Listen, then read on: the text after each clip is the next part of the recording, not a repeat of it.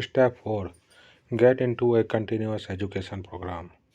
Let's get some myth out of the way.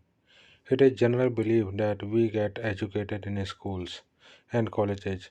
During my seminar in many different countries, there is a question I ask my audience all the time. Do we really get educated in schools and colleges? Generally, is a consensus that some people do, but most don't. Don't get me wrong. Get a lot of information in schools and colleges. We do need information to get educated, but everyone who has information may not necessarily be educated. Example: a PhD may have a lot of information in his area. They may or may not be educated. We live in an information age. It is estimated that the amount of information is doubling every year. With information so readily available, it is easy to dispel ignorance. It is sad to see that we are taught everything, but the most essential thing we are taught are the three R's: reading, writing, and arithmetic. But what good is intellectual education without understanding human dignity and values? We need to know the true meaning of education. Intellectual education influences the head, and values based education influences the heart.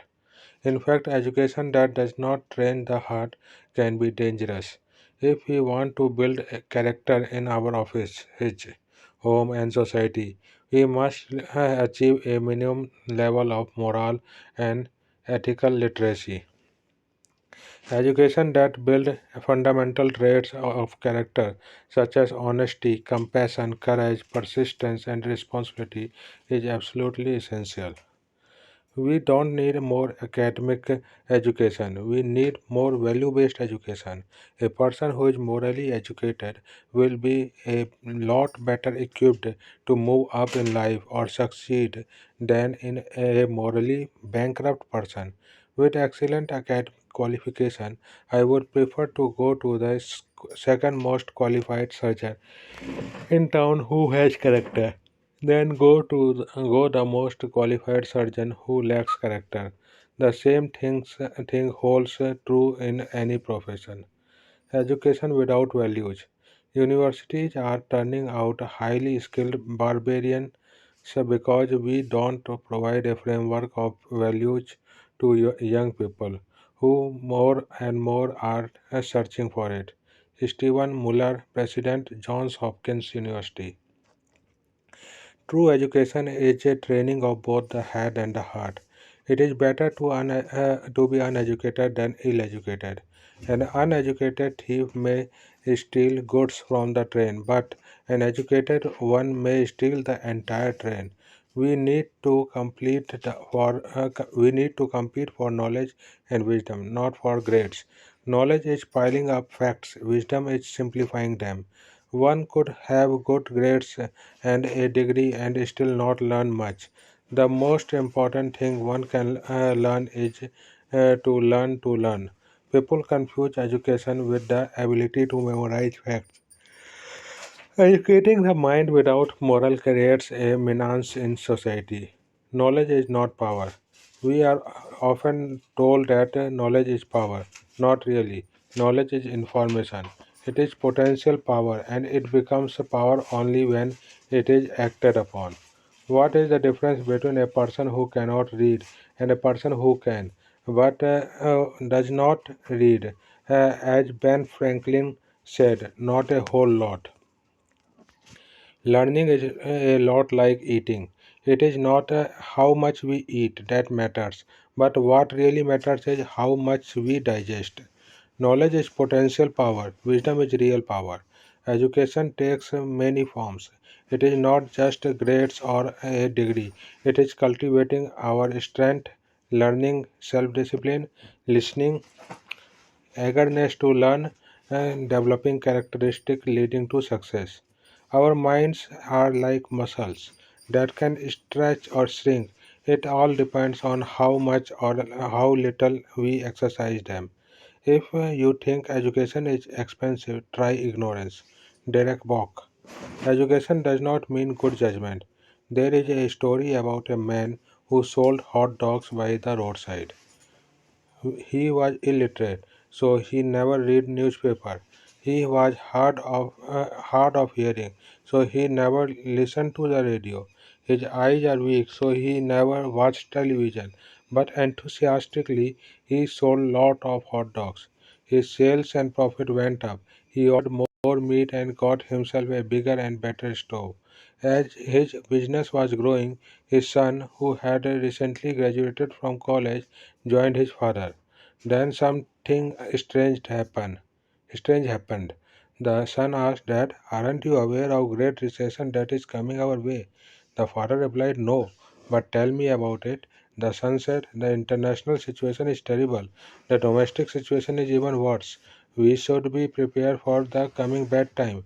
The man thought that since his son had been to college, read the papers, and listen to the radio, he ought to know, and his advice should not be taken lightly. So the next day, the father cut down his order for the meat and buns, took down the sign, and was no longer as enthusiastic.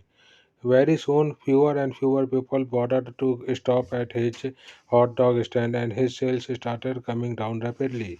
The father said to his son, "Son, you were right. We are in the middle of recession. I am glad you warned me ahead of time."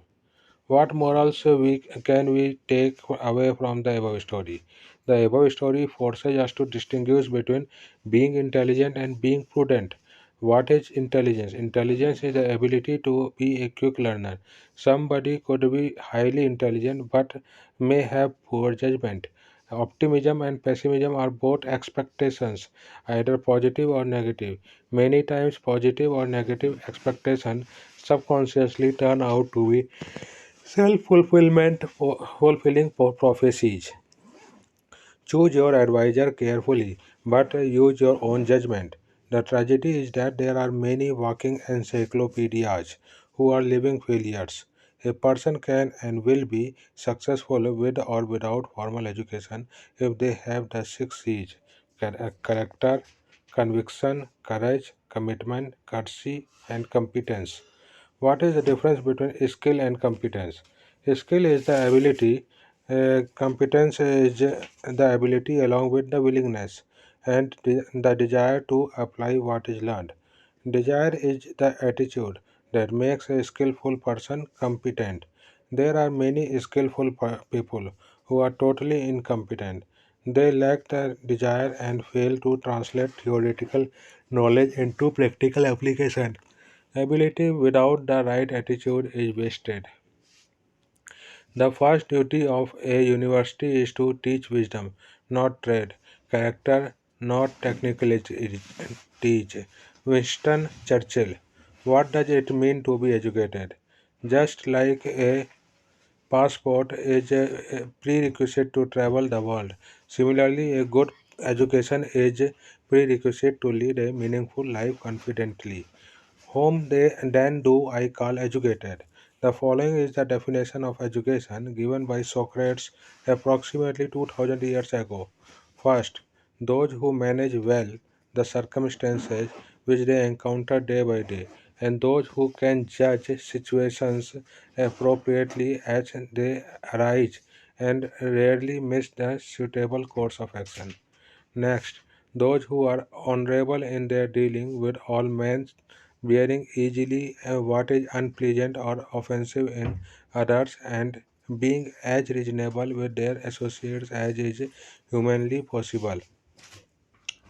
Furthermore, those who hold their pleasure away always under control and are not unduly overcome by their misfortunes, bearing up under them bravely and in a manner worthy of our common nature.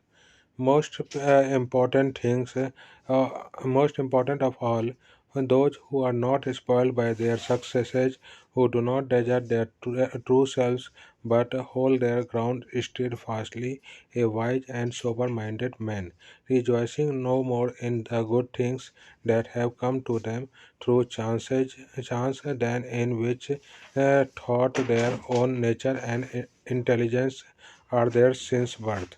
Those who have a character which is in accord not with one of these things but with all of them, these are educated, possessed of all the virtues. Socrates 472 399 BC. The above definition is as valid today as it was 2000 years ago. In a nutshell, educated persons are those who choose wisely and courageously under any circumstances.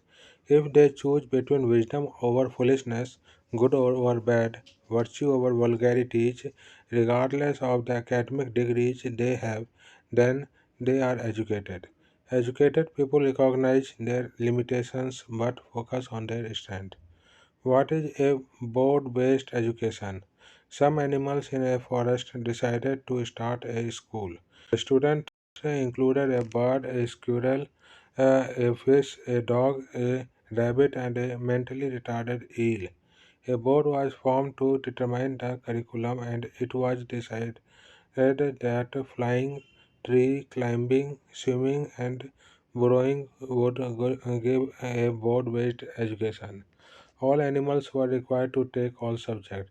The bird was excellent at flying and was getting age, but when it comes to burrowing, it kept breaking its beak and wings and start failing. Pretty soon it started making siege in flying, and of course in tree climbing and swimming it was getting F. The squirrel was great at tree climbing but was failing in swimming. The fish was best swimmer but couldn't get out of the water and thus got F in everything else. The dog didn't join the school, stopped paying taxes, and kept fighting with the administrator to include barking as part of the curriculum. The rabbit got age in burrowing, but tree climbing was a real problem. It kept falling and landing on its head, suffered brain damage, and soon shouldn't even burrow properly and got C in that too. The mentally retarded eel who did everything half as well became the valedictorian of the class. The board was happy because everybody was getting a board-based education. A true board-based education prepares a student for life without losing their areas of specialization and competence. We are all we are all gifted with some strengths. The small size of the hummingbird, weighing only a tenth of an ounce, gives its flexibility to perform complicated maneuvers such as beating its wings 75 times a second. This enables the hummingbird to drink nectar from the flower while hovering, but it cannot soar, glide, or hop. The ostrich at 3 pounds is the largest bird, but it can't fly. However, its legs are so strong that it can run at up to 50 miles per hour, taking strides of 12 to 15 feet. Ignorance. Being ignorant is not so much a same as being unwilling to learn to do things that right away. Benjamin Franklin. The illusion of knowledge is not education but ignorance.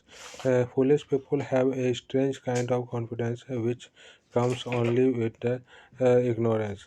There is nothing wrong with ignorance, but making a career out of it is stupidity. Some people accumulate ignorance and then confuse it with education. Ignorance is not bliss, it is misery, tragedy, poverty, and sickness. If ignorance is bliss, why aren't more people happy? If little knowledge is dangerous, so is a lot of ignorance, which leads to pettiness, fear, dogmatism, egotism, and prejudice. Wisdom is nothing more than dispelling ignorance. Schools are a fountain of knowledge. Some students come to drink, some to sip, and others just to gargle. Common sense. We are born with five senses: touch, taste, sight, smell, and hearing. But successful people have a sixth sense: common sense. Common sense is the ability to see things as they are and do them as they ought to be done. The application of education and knowledge without common sense is meaningless. Common sense may not necessarily come as a result of education. The best education without common sense is worthless, and abundance of common sense is called wisdom. What is continuous education? It's